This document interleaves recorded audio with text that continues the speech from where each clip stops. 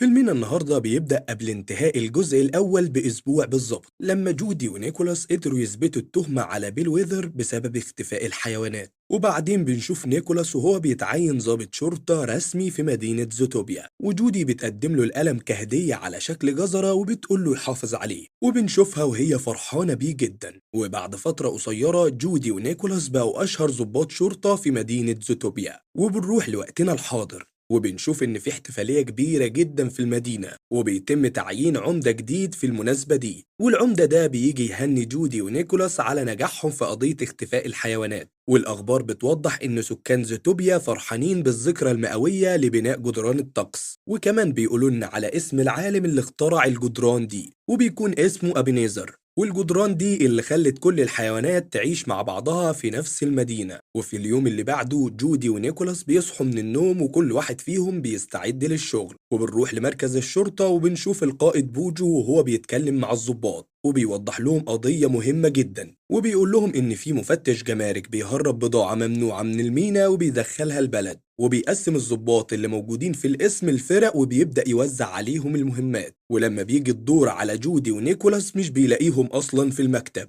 وبعدها بيظهر مدير مكتب بوجو وبيشرح لبوجو إنهم راحوا للمينا علشان يقبضوا على المفتش ده. والقائد بوجو بيتعصب جدا لأنه ما كانش هيكلفهم بمهمة صعبة زي دي. وبعد كده بنشوف جودي ونيكولاس متنكرين كعيلة لطيفة وبيدخلوا المينا، وبيعملوا كده من غير ما حد ياخد باله منهم خالص. والمفتش بيظهر فجأة ونيك بيحاول يشغله بتمثيله، وبيقول له إنهم جايين هنا يحتفلوا بعيد ميلاد ابنهم، وده علشان يدي مساحة لجودي تقدر توصل للحاوية المشبوهة، وكمان تقدر تفتحها وتطلع البضايع الممنوعة منها. ولكن في الوقت ده اللاسلكي اللي مع جودي بيتكلم وبيفضح الموضوع كله، وبيكون صوت الضابط بوجو وهو بيأمرهم ينسحبوا من المهمة دي. وفي الوقت ده المفتش بيتصدم لما بيعرف إنهم ضباط شرطة، وبيجري على العربية وبيهرب فورا. وجودي ونيكولاس بيلحقوه في شوارع المدينة، ولكن في الوقت ده نيكولاس بيتريق على طريقة قيادة جودي للعربية. وبعد كده بنشوف المفتش وهو بيخبط في لافتة في الشارع، وفي الوقت ده بيفقد الوعي تماما. ولكن جودي في الوقت ده بتستعمل طرق مختصرة وبتنجح في تعطيل العربية قبل ما تصطدم بالاحتفال، ولكن للأسف ما بتقدرش تسيطر عليها بعد كده وبتقع من فوق الكوبري وبتنزل على تمثال مؤسس زيتوبيا وبتدمره تماما. ولكن في الوقت ده جودي بتلاحظ هروب أفعى من العربية،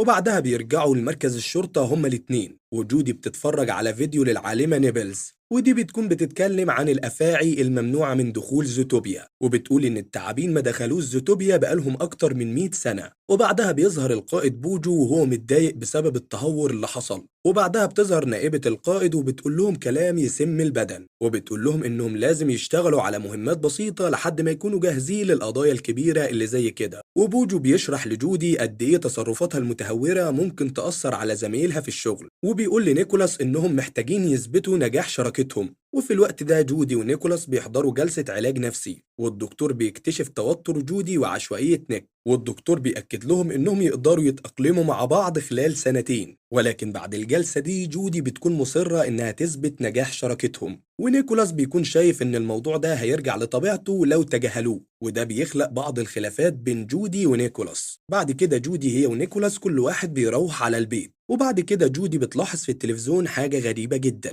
وهي إن العيلة المسيطرة على المدينة هتحتفل بالذكرى المئوية، وبتكتشف إن الأفعى اللي شافتها في عربية المفتش رجعت تاني علشان تسرق دفاتر التصاميم. بعد كده جودي ونيكولاس بيخططوا يدخلوا الحفلة متخفيين كضباط مرور، وبيوصلوا لقصر العيلة المسيطرة في مدينة تندر المتجمدة، وبيلاحظوا إن الأفعى دخلت من الباب الخلفي للقصر. وبعدها جوه الحفلة جودي ونيكولاس بيراقبوا كل حاجة تقريبا، وبيشوفوا دفتر التصاميم المغلف بالمعدن، وبيتابعوا الأفعى في كل مكان تقريبا. ولكن فجأة القائد بوجو بيظهر في المكان، وجودي بتحاول تستخبى لكنها بتقابل ابن ميلتون واللي بتتعرف عليه وبتستقبله بحماس. وفي الوقت ده نيكولاس بيكتشف آثار الأفعى وبيحاول يتتبعها لكنه بيصطدم بالقائد بوجو، والأفعى في الوقت ده بتنجح في سرقة الدفاتر وبتخطف ميلتون. ولكن في الوقت ده جودي بتجري وراه في الممرات. جودي في الوقت ده بتطلب من الأفعى إنها ما تأذيش ميلتون، ولكن الأفعى في الوقت ده بتبص لها وبتقول لها عمرنا ما كنا بنأذي حد، الأشرار فعلا هم عائلة ميلتون. في الوقت ده جودي بتتعاطف مع الأفعى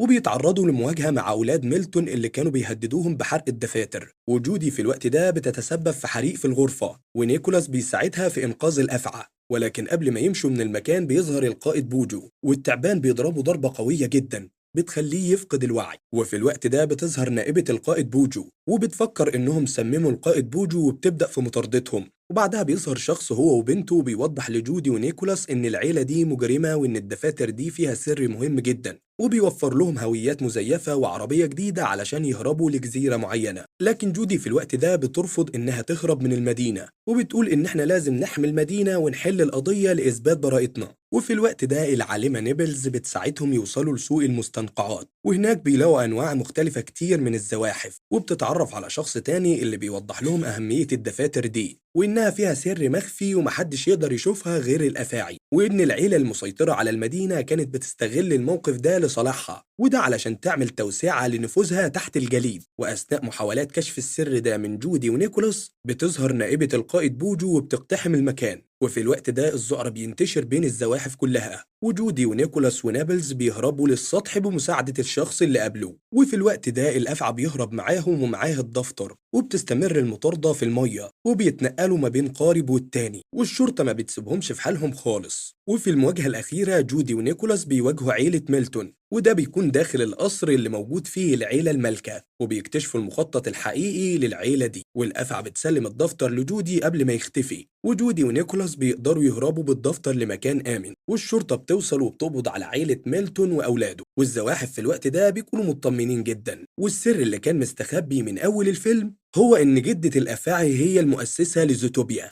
زي ما سمعت كده الزواحف هم اللي أسسوا مدينة زوتوبيا، وكمان قدروا يعملوا جدران الطقس. وبعد كده جودي ونيكولاس وجيري اللي هو الأفعى من أول الفيلم بيتوجهوا لحي الزواحف، وهناك بيكتشفوا أسرار كتيرة وبيشوفوا كمان طفولة جيري. وفي الوقت ده القائد بوجو بيتعافى وبيشكر جودي ونيكولاس، وبيكون واضح لكل المدينة إن شراكتهم قوية جدا، والتعاون بينهم أنقذ مدينة زوتوبيا للمرة التانية. وفي النهاية جودي ونيكولاس بيرجعوا لمركز الشرطة، وزمايلهم بيستقبلوهم بالتهاني، والمدينة كلها بتحتفل بالعمل العظيم اللي عملوه ده.